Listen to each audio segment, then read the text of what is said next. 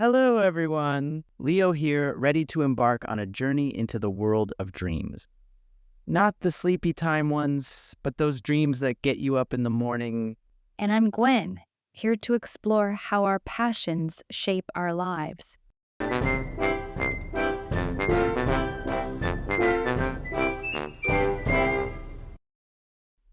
So, Leo, let's define dreams in the context of today's chat. Right, Gwen. When we talk about dreams here, we're talking about those big goals and aspirations, the things that make us excited about the future.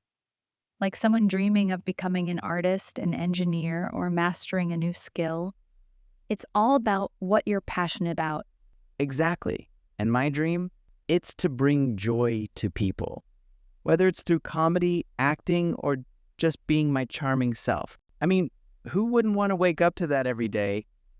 That's a noble dream, Leo. I always dreamt of making a difference, whether it's through writing, teaching, or advocating for environmental issues. That's great, Gwen. And, dreams are not just about the end goal. They're about enjoying what you do and feeling alive. True. It's about following your heart and doing what matters to you. Like for many of our listeners, learning English is a dream. It opens up a world of opportunities. Absolutely, Gwen.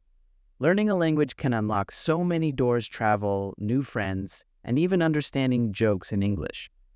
Why did the bicycle fall over? Because it was too tired. Always on brand with the jokes, Leo.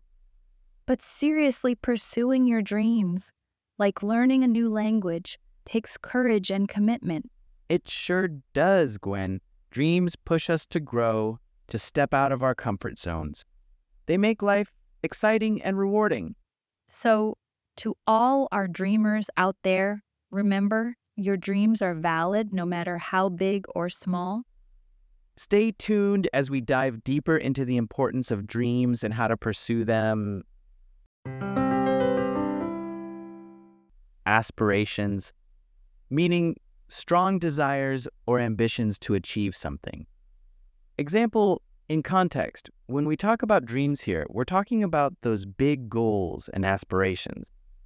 Advocating, meaning publicly supporting or recommending a particular cause or policy. Example, in context, I always dreamt of making a difference. Whether it's through writing, teaching, or advocating for environmental issues. Unlock, meaning open up, make accessible, or enable something to be possible. Example, in context, learning a language can unlock so many doors: travel, new friends. Commitment, meaning a dedication or obligation that restricts freedom of action. Example, in context, but seriously pursuing your dreams, like learning a new language takes courage and commitment. Valid, meaning legitimate, well-founded, or acceptable. Example, in context. So, to all our dreamers out there, remember, your dreams are valid no matter how big or small. What does Leo say about how dreams should make us feel? Leo mentions that dreams are not just about achieving the end goal. They're about enjoying what you do and feeling alive. According to Gwen, what does learning English represent for many listeners? Gwen states that for many of their listeners, learning English is a dream that opens up a world of opportunities. She suggests that mastering the English language can lead to various benefits such as travel, making new friends, and understanding jokes in English. Now, let's connect our dreams to action. For many of our listeners, like Leo mentioned, learning English is a significant dream. Let's talk about turning that dream into reality. Absolutely, Gwen. Learning English can open so many doors. It's not just about the language, it's about connecting with the world. Right. It can lead to better job opportunities, travel experiences, and understanding cultures. But it's important to set realistic goals. Indeed. Start small.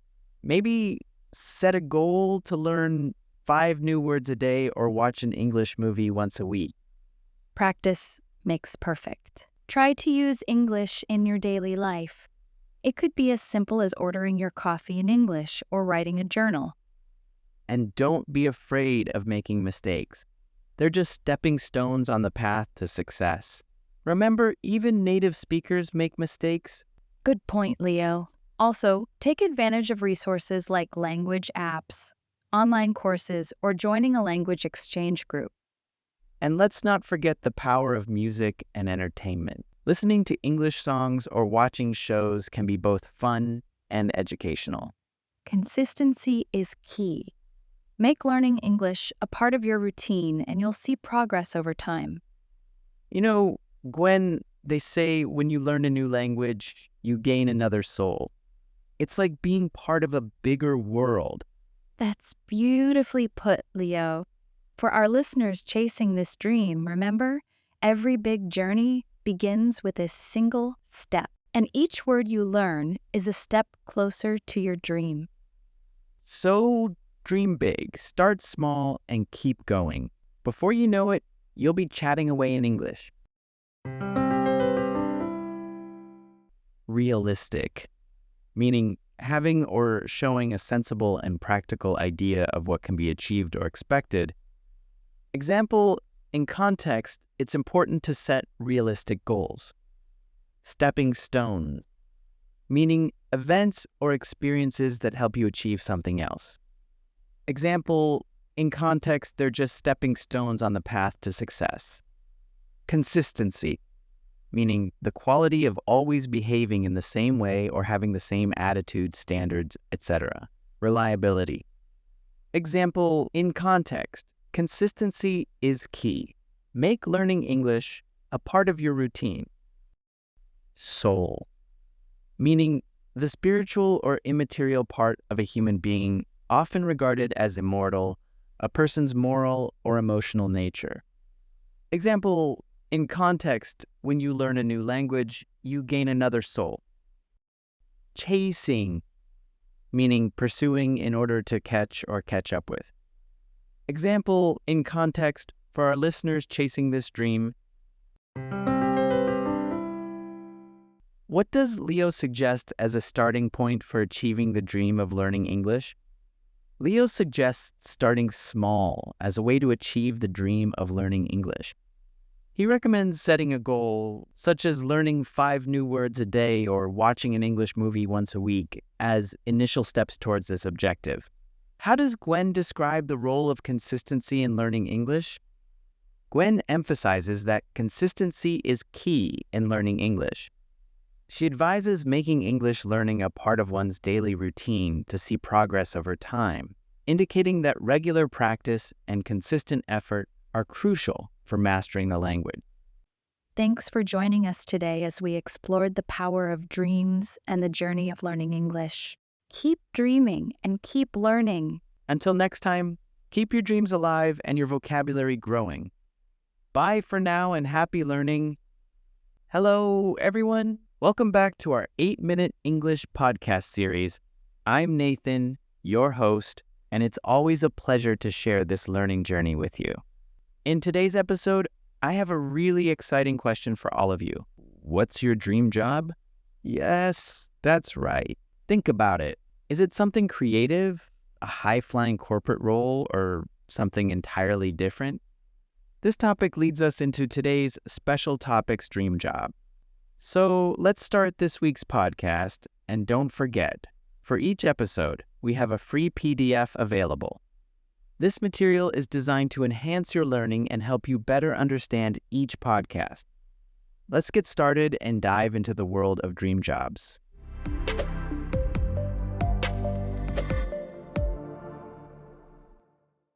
Do you think having a dream job is important, John? Yes, Emily, but finding the perfect job is hard. A stable job that pays the bills is also good. I strongly believe in following your dreams. Your job should be something you're passionate about. Emily, I understand that, but we live in a practical world. A job needs to provide financial security first. True, John, but don't you think that doing a job just for money can make you unhappy in the long term? That's a good point. But we must balance dreams with reality. Stability is important, especially if we have families to support. What if we start with a stable job and then work on our dream in our spare time? That way we can be secure and still chase our dreams. That sounds like a practical plan. It's about finding a middle path and working towards our dreams, even if it takes time.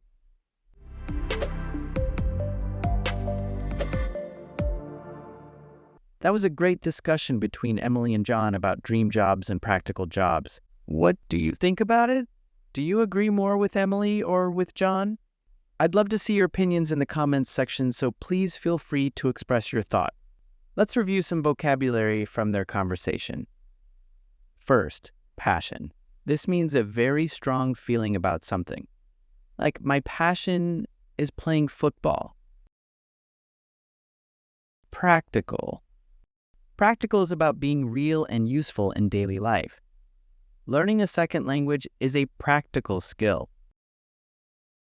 Middle path means finding a balanced approach. She balances her career and personal life by following a middle path. Chase. Chase is to actively pursue or seek something. He chases his goal of becoming a renowned chef. Finally, fulfillment. It means feeling happy because you are doing what you want to do. For example, teaching children gives me a sense of fulfillment. Now that we've gone through some key vocabulary, let's listen to Emily and John's conversation one more time. Pay special attention to the words we've just discussed and see if you can spot them as you listen.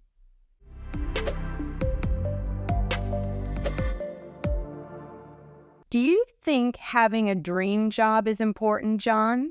Yes, Emily, but finding the perfect job is hard. A stable job that pays the bills is also good. I strongly believe in following your dreams. Your job should be something you're passionate about. Emily, I understand that, but we live in a practical world. A job needs to provide financial security first. True, John, but don't you think that doing a job just for money can make you unhappy in the long run? That's a good point. But we must balance dreams with reality. Stability is important, especially if we have families to support. What if we start with a stable job and then work on our dream in our spare time? That way we can be secure and still chase our dreams. That sounds like a practical plan. It's about finding a middle path and working towards our dreams, even if it takes time.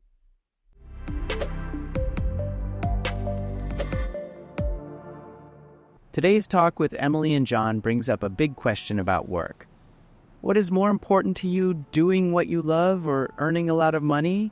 Let's think about this. First, if you do a job you love, will it make you happier even if it doesn't pay much?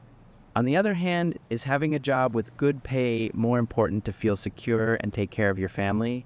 I wonder, can we find a job that lets us do both, follow our passion and earn enough money? Is it possible to have the best of both worlds? In my opinion, it's important to find a job that makes you happy, but we also need to think about money for our needs. What do you think? Please share your thoughts in the comments. I'm very interested to hear about your dream job or your experiences with work. We've talked a lot about dream jobs versus practical jobs. It's a big decision for everyone. Now, let's hear from some people outside. What do they think about this? I'm here on the street to ask people about their jobs. Do they have their dream job? Let's find out. Hi, Susan. We're talking about dream jobs today. Do you work in your dream job? No, I work in retail, but I always wanted to be a photographer. It's hard to make that change. That's interesting. What advice would you give to someone looking for their dream job? Keep trying and learn new things. But also, have a job that pays your bills while you chase your dream. Hi, can I ask if you're working in your dream job? I'm actually a teacher, and yes, It's my dream job. I love working with kids. That's wonderful to hear. Do you have any tips for our listeners about finding a dream job? Yes, follow your heart, but be prepared to work hard. Dream jobs require dedication. Thanks for sharing. It's great to meet people who love what they do. Hi there. What is your name? Hi, I'm Alex. Hi, Alex. I want to ask you a question. Do you have a dream job? My dream job is to be a chef. Right now, I'm a cook a small restaurant. That's great, Alex. Are you working towards becoming a chef? Yes, I am. I'm learning new recipes and cooking techniques every day. It's hard work but fulfilling. Do you have any advice for our listeners who are pursuing their dream jobs? Definitely. Follow your dreams, but also be ready to work hard and learn a lot. Dream jobs don't come easy, but they are worth it. Thanks, Alex, for sharing your story with us. It's inspiring to hear about your journey. To everyone listening, what's your dream job? Do you think it's important to love what you do? Let's keep the conversation going. Thanks for joining us today, and see you next time.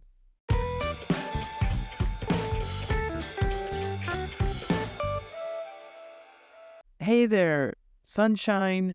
Welcome back to another podcast and chill episode. I'm Leo, your friendly neighborhood jokester. And I'm Gwen. Today, we're talking about something close to everyone's heart: family.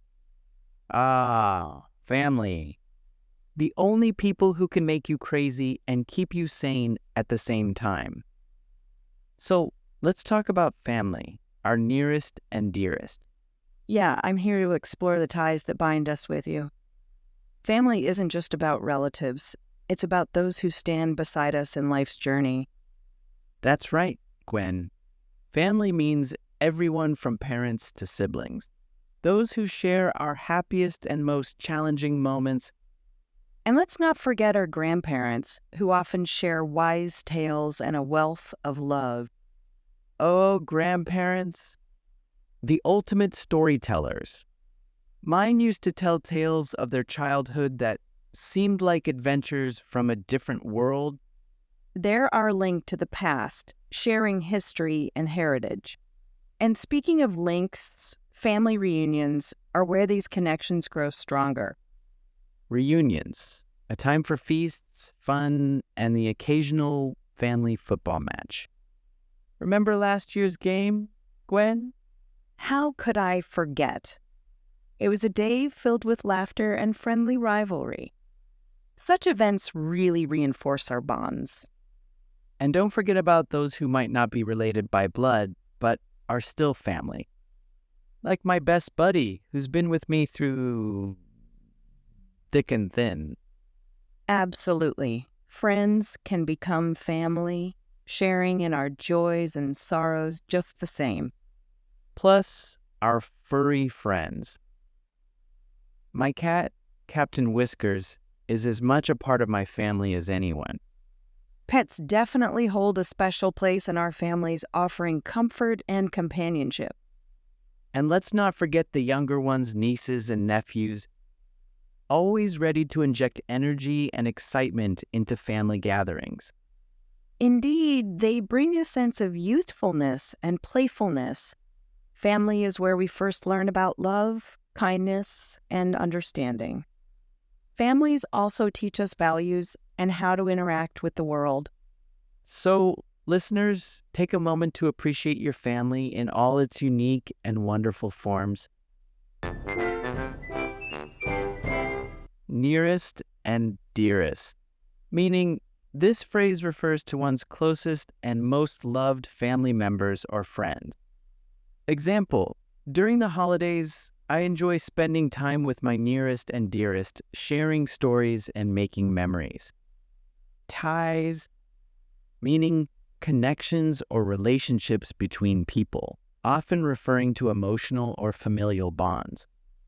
Example, the ties between siblings are usually very strong, filled with both fond moments and occasional argument. Siblings, meaning brothers or sisters, members of the same family. Example, I have two siblings, a brother and a sister, and we grew up doing everything together.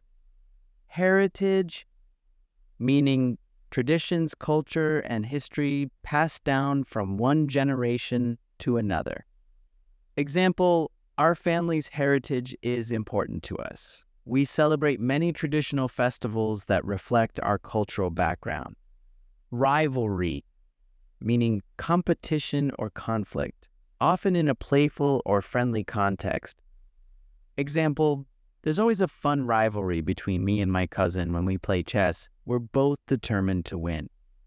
Companionship, meaning the feeling of friendship or fellowship, the company of someone else. Example, after adopting my dog, I never felt lonely again. His companionship means the world to me. Youthfulness, meaning the quality or state of being young or appearing young, the characteristics associated with young people. Example, the youthfulness of the team brought a lot of energy and new ideas to the project.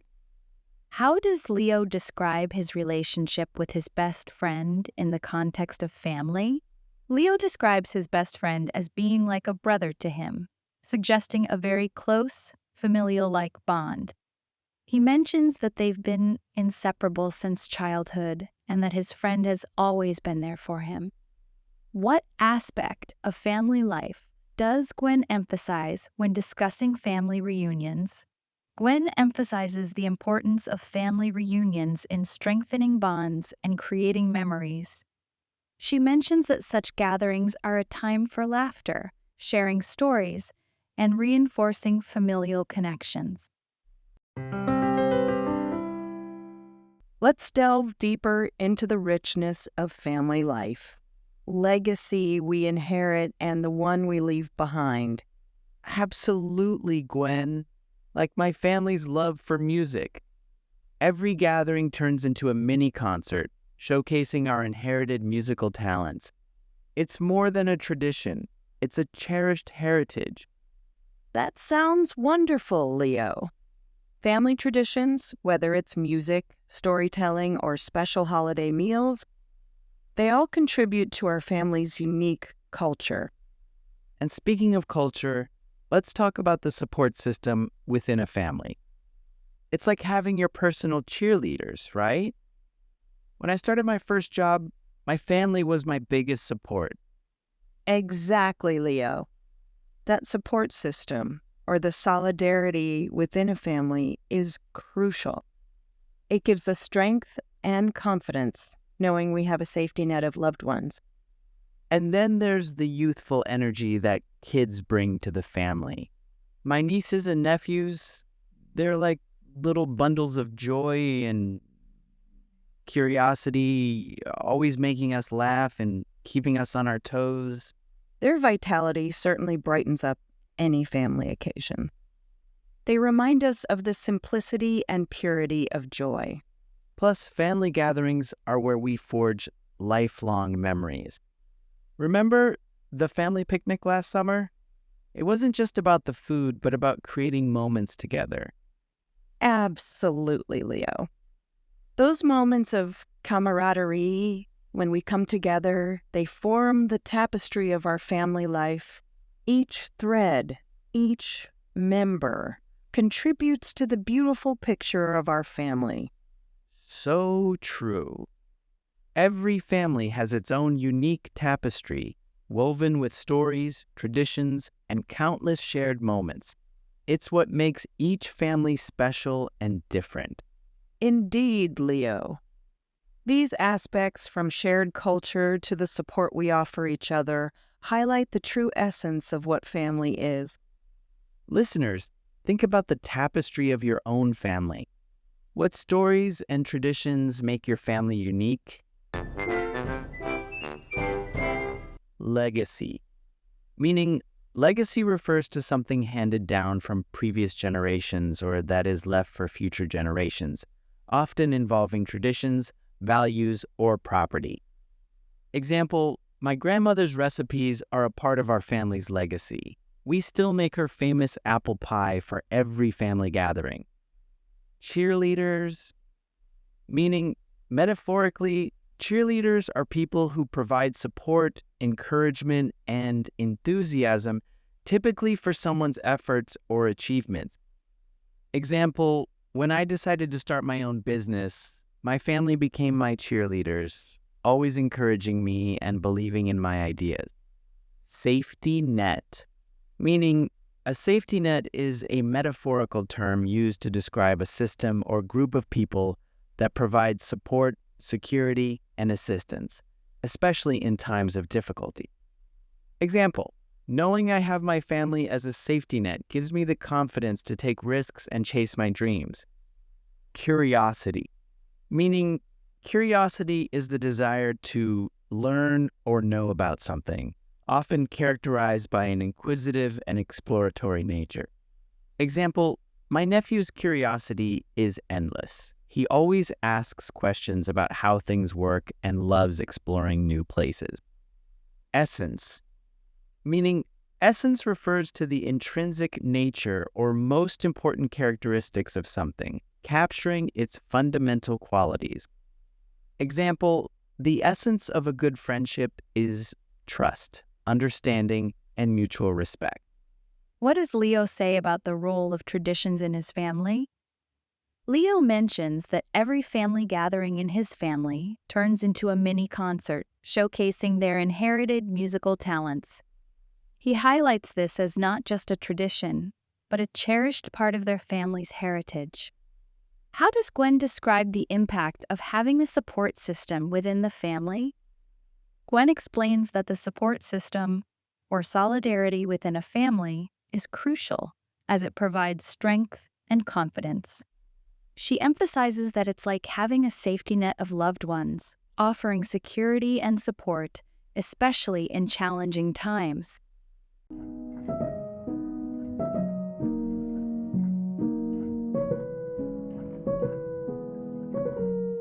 We are told everywhere that we must be perfect, the perfect body, the perfect job, the perfect life. But perfection is not real, and trying to be perfect can make us worried and unhappy. Instead of trying to be perfect, we should accept that we are not perfect. We need to accept ourselves with all our mistakes and flaws. Every mistake we make helps us learn and grow. Think about the last time you really learned something new. You probably made some mistakes first. Mistakes are how we learn and understand more about the world. We should not feel bad or hide our mistakes. We should be happy about them because they mean we are trying new things. The great thing about not being perfect is that it makes us different from each other. If everyone was perfect, we would all be the same. The world would be boring. Our mistakes and imperfections are what make us special and interesting. So instead of feeling bad about your mistakes, accept them, learn from them, grow from them, and most importantly, accept yourself as you are an imperfect but amazing human being. Remember, the path to true happiness and fulfillment isn't paved with perfection. It's paved with self-acceptance, self-love, and a willingness to embrace all of the messy, imperfect parts of ourselves that make us who we are. Failure is not bad. Failure teaches us important things. When we fail, we can learn from our mistakes. This helps us grow and improve. We may feel bad at first, but maintaining a positive mindset is important. See failure as an opportunity, not the end. Successful people view failure differently. They treat it as a step on the path, not a stop. Ask why you failed and what you can improve. Maybe you need more practice. Maybe you missed some key steps. Pinpointing the reason is valuable knowledge. Once you understand the cause, make a plan to fix it. Set concrete goals for areas to work on. Take it step by step, checking your progress. Failing can expose weaknesses you didn't know about before. This self-awareness is a gift. You can't address a weakness until you identify it. Finally, celebrate small wins along the way. applaud yourself for applying lessons from past failures. This positive reinforcement boosts confidence and motivation.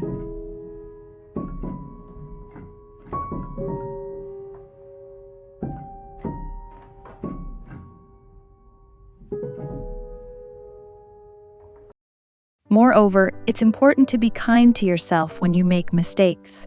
Do not judge yourself too harshly. Making errors is normal and human. Instead of criticizing yourself harshly, speak to yourself gently. You are learning and growing. Mistakes happen as part of this process. They do not make you a failure. Think about how you would treat a good friend who made a mistake. You would understand. You would encourage them. Give the same compassion to yourself. Making harsh judgments can cause more stress. It can make you feel hopeless or want to give up. Such a mindset is not conducive to improvement. When you notice negative self-talk, try to reframe it positively. For example, I'm still learning. Next time, I will prepare more thoroughly. Treat yourself as you would a trusted friend. Above all, know that you are human. You will make many mistakes in life. That's okay. Have compassion for this imperfect but beautifully human experience.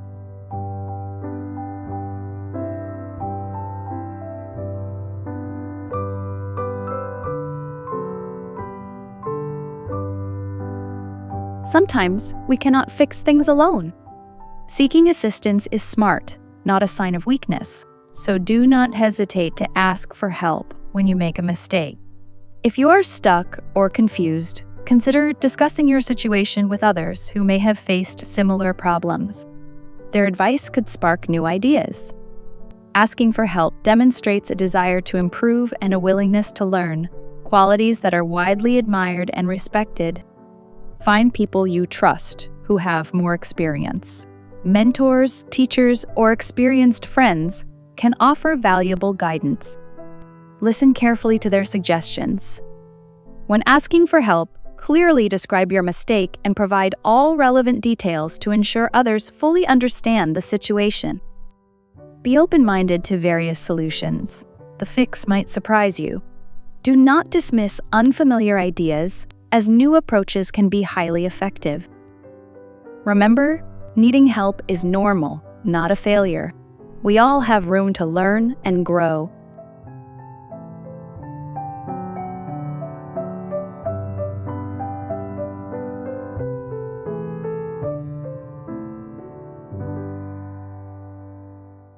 After a mistake, it's important not to dwell on the past excessively.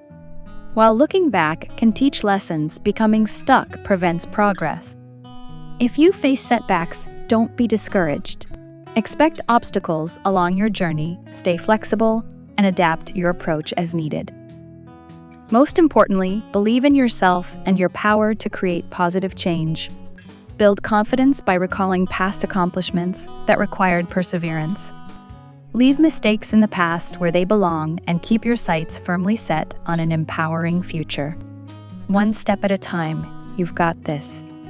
Besides that, we also need to recognize the power of an apology. Saying, "I'm sorry," takes courage, but it is very powerful. A sincere apology can heal wounds and rebuild trust. When we make a mistake that impacts others, it is appropriate to apologize. This shows that you understand you did something wrong. An apology repairs damaged relationships. It allows you to move forward with a clean slate after making amends. Most people will accept an apology if it seems genuine. They will respect you for having the humility to admit your error. After apologizing, it is time to let go of guilt and shame. Holding on to these negative feelings prevents growth. Guilt is a normal human emotion after doing something wrong, but dwelling on it solves nothing. Forgive yourself instead.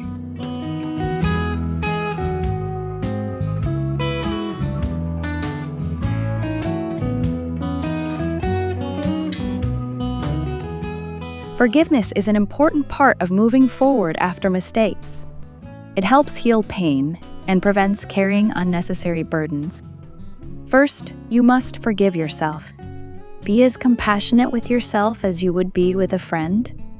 Holding on to self-blame creates negativity that weighs you down. Make amends if possible, but then choose to let go of guilt. Forgive yourself for past errors, allowing you to focus positively on the present. Additionally, strive to understand the person's perspective, even if you disagree with their actions. Consider whether they deserve a second chance. Forgiveness does not mean accepting or excusing bad behavior. It involves releasing the heavy emotional toll of resentment, thereby freeing you energetically. An unforgiving mindset creates stress and tension, while forgiveness allows you to reclaim your personal power from the situation.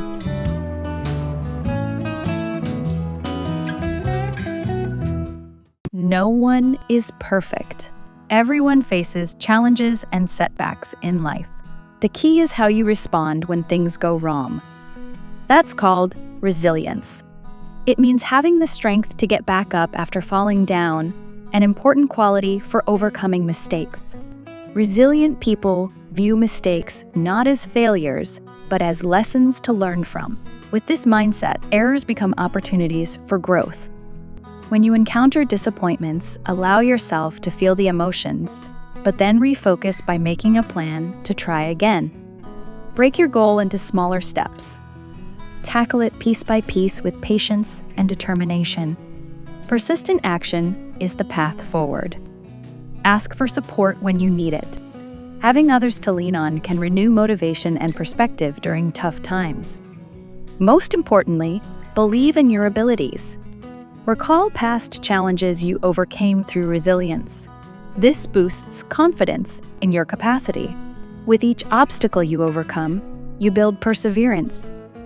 Like exercise, overcoming obstacles strengthens your resilience. Use positive words to encourage yourself and others who are working through mistakes. Criticism fosters more negativity, while reinforcement inspires progress. After a setback, do not judge harshly. Instead, acknowledge the effort made despite the error. For example, say, "I'm proud you tried your best." Celebrate small wins along the journey, no matter how tiny. Recognizing micro-victories reinforces that you're heading in the right direction.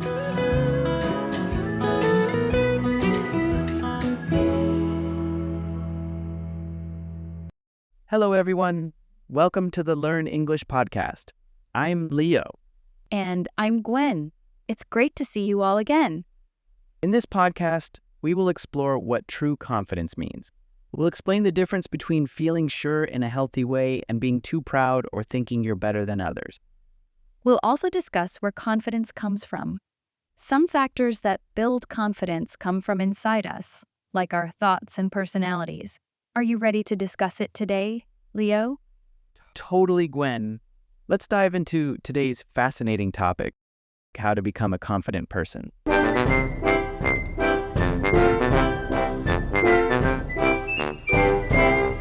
Today, we're going to talk about something really important, confidence. But before we start, let me ask you, Leo, what does confidence mean to you? Well, Gwen, to me, confidence is feeling sure about yourself and your abilities. It's believing that you can do things well. That's a good explanation, Leo. Feeling sure is having a positive belief in your abilities. But Gwen, do people sometimes think being confident is the same as being too proud or feeling better than others? We need to learn the difference between being confident, being too proud, and thinking you are the best. Confident is good. It means you trust your skills, but you can still learn more. Being too proud means you think you are the best and you are not nice to others. Thinking you are better means you think you are very important. I understand. So confident is believing in yourself without putting others down or thinking you're the best. Yes, exactly, Leo. Feeling sure is feeling good about yourself, but also being humble and respectful to others. That makes sense. Can you give an example? Sure. Let's say you give a talk in class. If you feel sure, you will prepare well, and then speak clearly and look at your classmates. You'll believe you can do a good job, but you won't brag or act better than everyone. So, Gwen, where does being confident start? Well, Leo, confidence can come from inside ourselves and from the world around us. And next, we'll discuss how to increase feeling sure by setting goals we can reach. Setting goals that are possible to achieve is very important for building confidence. I can see why, Gwen. If we set goals that are too hard, we might feel disappointed when we can't reach them. Exactly. That's why it's better to set smaller, easier goals first. Achieving these goals, even if they are small, will make us feel more sure of ourselves. Can you give us some tips on how to set goals we can achieve? First, think about what you want to do and why it's important to you. Then, break that bigger goal into smaller steps. Like, if I want to learn a new language, I could first set a goal to learn basic words and phrases. After achieving that first small goal, you'll feel more confident and can set a new, slightly bigger goal. And we should also make our goals specific and clear, right, Gwen? Yes, that's a great point, Leo. Unclear goals like get better at math are hard, but a clear goal like learn the multiplication tables is easier. I got it now. Set small, clear, step-by-step goals to increase confidence as we achieve them one by one. Let's look at some related words. 1. Ability, meaning the power or skill to do something. Example, this program has the ability to adapt to its user. 2. Explanation, meaning a reason given to explain why something happened. Example, the most likely explanation is that his plane was delayed. 3. Personality, meaning the combination of characteristics that make someone unique. Example, his wife has a strong personality. 4. Goal, meaning something that you want to achieve. Example, you need to set yourself some long-term goals. 5. Positive, meaning having good or beneficial qualities. Example, the contributions have a positive impact on the lives of hundreds of children. What is the difference between confident and being too proud? Answer, feeling sure is having a good belief in yourself. Being too proud means you think you are better than everyone else. Feeling sure is good, but being too proud is bad. Why is it important to set achievable goals? Answer, setting goals that are possible to reach is important. Achieving small goals first makes us feel more sure of ourselves. We can then set bigger goals after feeling success. Now let's talk about something that can make us feel unsure about ourselves, the fear of failing. That's a big problem for many people, Gwen. Being afraid of not doing well can really hurt our confidence. You're absolutely right, Leo. Fear of failure is one of the biggest things that stops us from being confident and trying new things. It's almost like that fear stops us and makes us too scared to even start working towards our goals. Exactly. But there are ways we can fight that fear and not let it control us. What strategies would you suggest for overcoming fear of failure? Well, Leo, one helpful thing is to remember that failing is a normal part of life. Everyone fails sometimes when they try something new. Failure doesn't mean we're bad or incapable. It just means we have more to learn, right? Yes. Another strategy is to start small, just like we talked about with setting achievable goals. Take small steps so any failures feel smaller and easier to handle. We can also change how we think about failure. Instead of a bad thing, see it as helpful feedback to help us improve. Right. We can also remind ourselves of past challenges we overcame when feeling discouraged. Building resilience sounds hard, but thinking about the positive things in our past successes can really help. It certainly can, Leo. Support systems are important too. Resilient people build networks to lean on. Having family, friends, teachers, or colleagues who encourage us through tough times.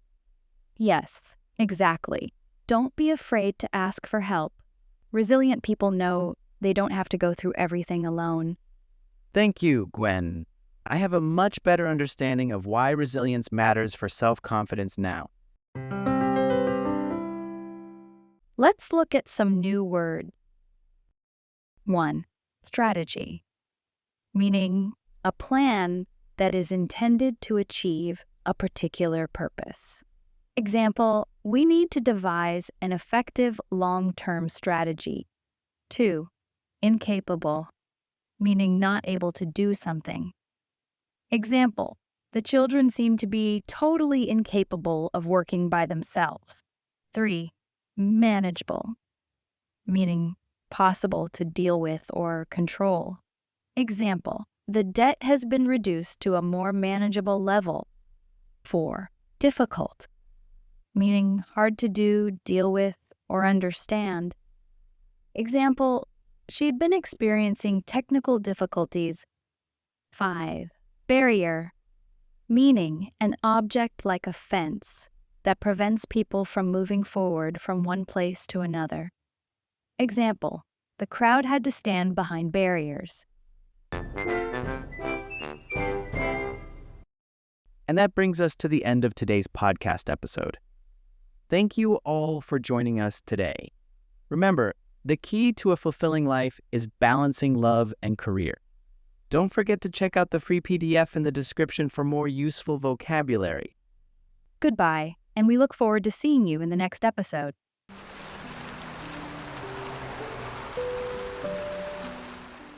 How is your day? Are you enjoying them? Or just want your day to end as quickly as possible and don't want to leave the house the next day? Do you feel tired chatting with family, friends, and colleagues? Days like that are like being covered in fog, making it impossible to find a way out. When you feel like this, you may have been stressed recently. Stress is like a heavy weight we carry. It can come from work, school, family problems, or even traffic. Stress can make our hearts beat faster, our breathing quicken, and our minds race. It makes us feel tired and can make us sick. Your mood may be normal, but because of stress, even small factors around you can easily still affect you.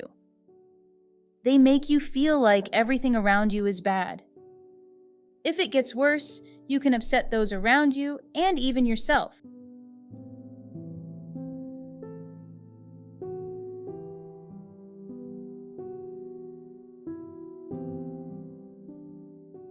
To deal with stress, we need to understand it first. Stress can appear in different ways. It can cause headaches, make you feel tired all the time, or give you back pain. It can also affect your mind, making you feel worried, angry, or hard to sleep. If you notice these signs, you might be stressed. Knowing these signs helps us take steps to feel better.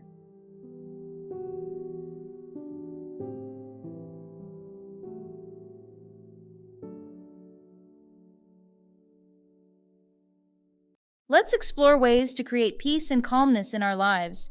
There are simple exercises you can try both at home and at work. One effective method is deep breathing. Begin by sitting comfortably.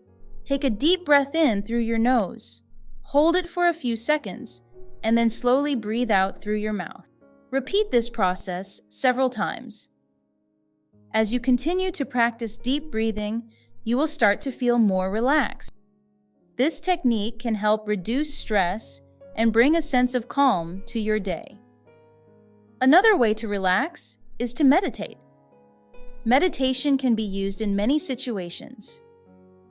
Some people use it to sleep well, some people use it to calm down when making decisions, or do exercises to improve their health.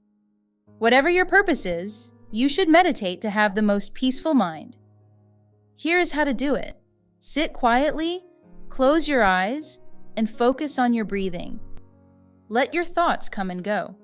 If you like moving, try gentle yoga. These activities help your body and mind feel calmer and more relaxed.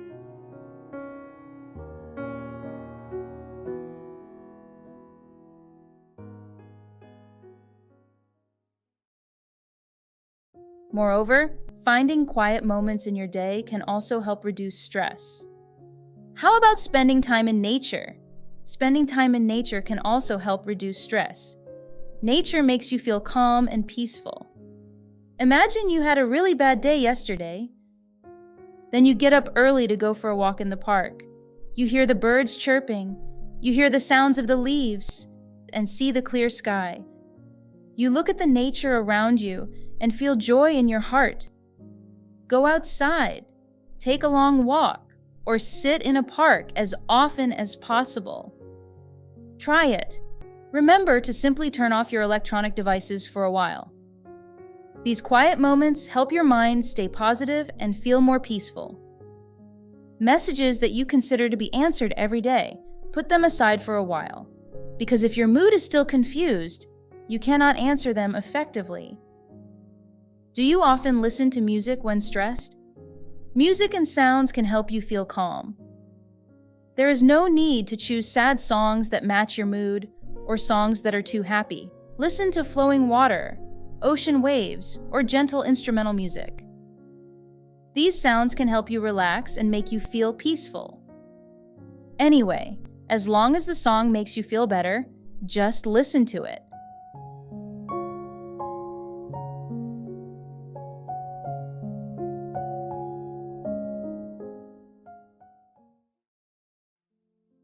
To keep stress away, we can start with our inner selves. One way is by practicing gratitude. Each day, write down small things you are thankful for, like a good meal, a sunny day, or a kind word from a friend. This helps you focus on positive things instead of negative ones. Instead of doubting the effectiveness of this, calm down and trust what you just wrote. Think it will definitely come true. Don't wonder if it will come true. If you don't want to leave the house and just want to stay home alone, then it's fine. Try some activities at home. They will help you too. You can make your home or workspace more relaxing by keeping it tidy and adding some plants. A calm environment helps reduce stress and makes you feel better. Here are some simple steps to make your space peaceful. Consider using soft colors in your decor. Colors like blue, green, and beige can create a calming atmosphere and make your space feel more refreshed. Water your plants regularly to ensure they stay healthy. Think of them as your health. Let them enjoy enough natural light. If you take care of them, you will also be better, both in your health and your mind.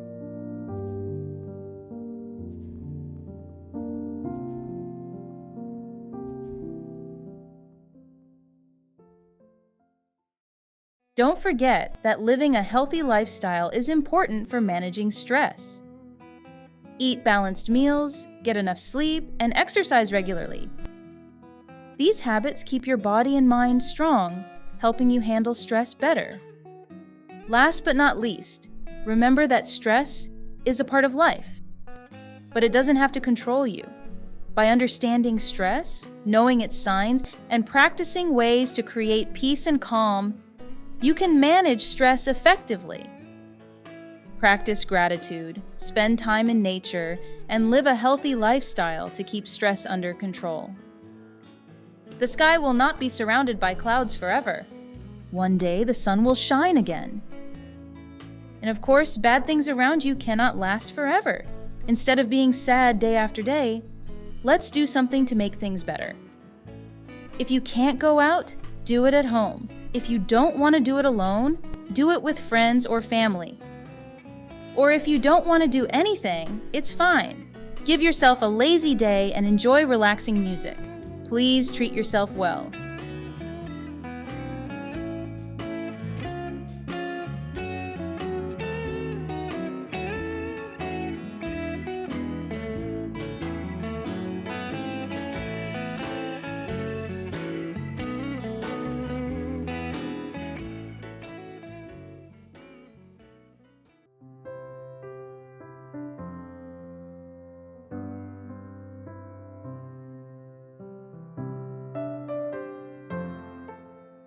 Have you ever stood in the middle of your new apartment surrounded by boxes and just felt a little lost? Maybe even a wave of missing your old street wash over you? Yeah, me too. A few years ago, I moved across the country for a dream job. It was a very exciting time in my life. But let me tell you, those first few months were hard. I missed my family dinners, my best friend's goofy laugh, even my grumpy old cat. Moving far away for college, a job, or just a fresh start can be amazing. But let's be honest, it can also be lonely sometimes. The truth is, living far away from home is awesome new experiences, new adventures, but it's also totally normal to feel sad, lonely, maybe even a little homesick sometimes. So don't push those feelings away. Let yourself feel them, maybe write them down or even call someone back home and chat.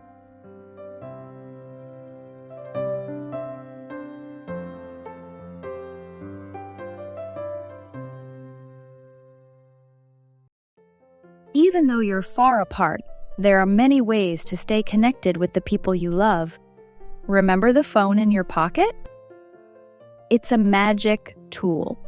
Make regular calls with family and friends, even if it's just for a quick chat. Hearing their voices can make a big difference. Maybe you're more of a writer. Letters, even emails, can be a lovely way to share your thoughts and experiences. Plus, they become mementos, little treasures that remind you of this special time in your life. And let's not forget the power of pictures and videos. We live in a world of amazing technology. Snap photos of your new adventures, funny moments, or even just your favorite coffee shop. Share them with loved ones back home. Let them see a glimpse of your new world. It's a great way to stay connected and create a sense of shared experience.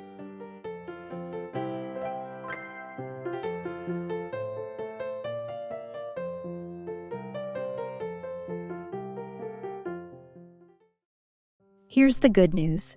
Even though you're far away, you can still create a space that feels like home, a little piece of comfort in your new world.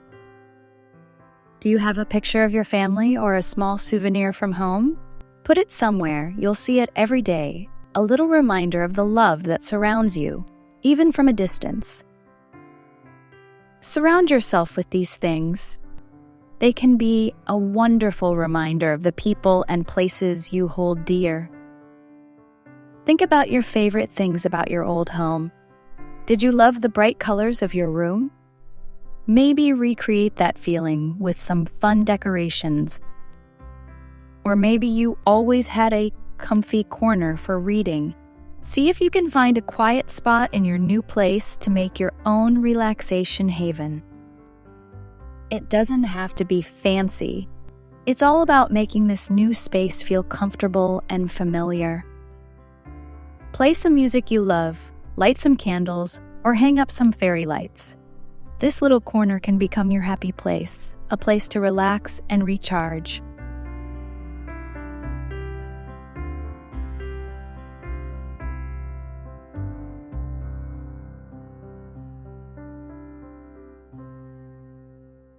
Now, let's talk about how to build a new sense of comfort and maybe even start feeling a little more at home, even when you're miles away. One thing that really helped me in the beginning was routine. We all have those little things we do every day, right? Maybe it's making your morning coffee a certain way or going for a walk after dinner. Try to keep those habits going in your new place. Bringing those familiar activities into your new life can create a sense of safety and comfort. Speaking of comfort, remember that hobby you love? Maybe cooking those delicious meals from home, reading a good book before bed, or that yoga routine you always swear by. Keep doing those things. They're a great way to unwind and remind yourself of the things that make you, you.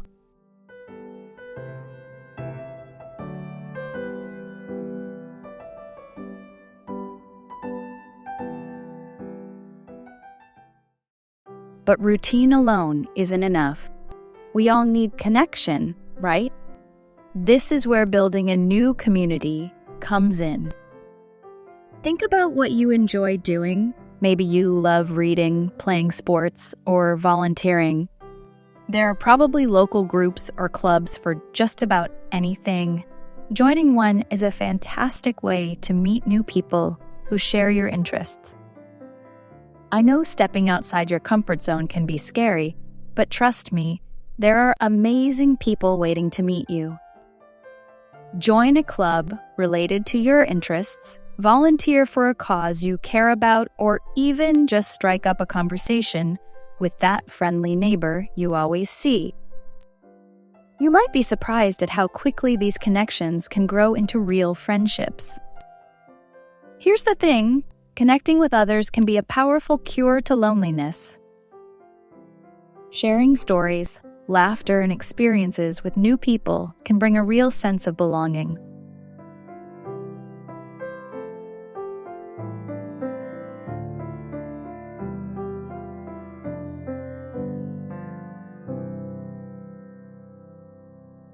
Let's be honest, missing loved ones, figuring out a new place, it can all be a bit overwhelming.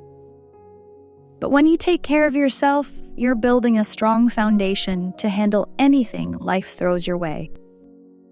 Imagine you're a plant. If you don't get enough water, sunshine, or good soil, you won't grow strong and healthy.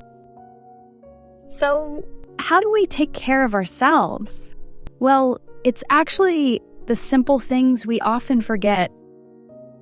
First up, food.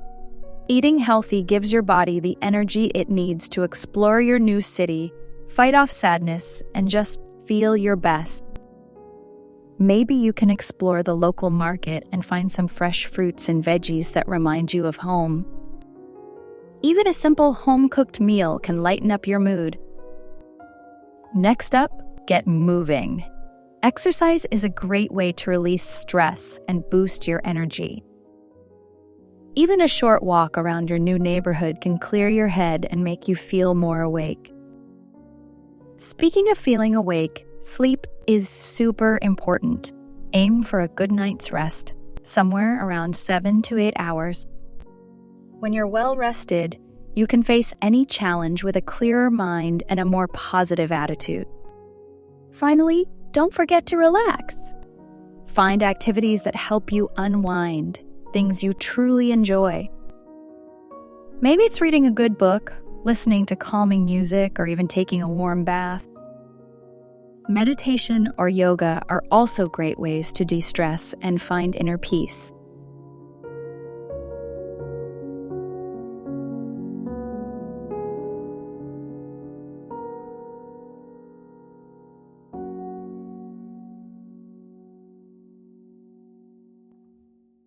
Even though living far away from home is tough, it's also an incredible opportunity to grow.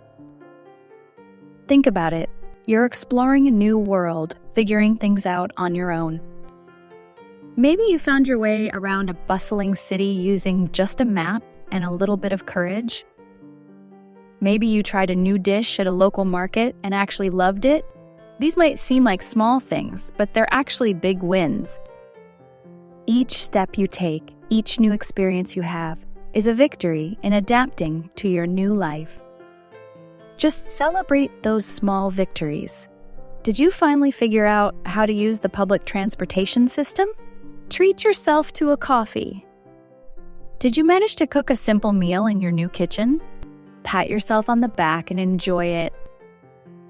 Adjusting to a new life is a journey, not a race. There will be ups and downs, moments of missing home, and moments of pure joy. But by celebrating those small wins, you're reminding yourself of how far you've come and how much you're capable of. Remember, living far away from home can be hard, but you're not alone. There are ways to cope and to grow in your new adventure. Take care of yourself, celebrate your wins, and hold on to the love and support of the people who care about you. You've got this.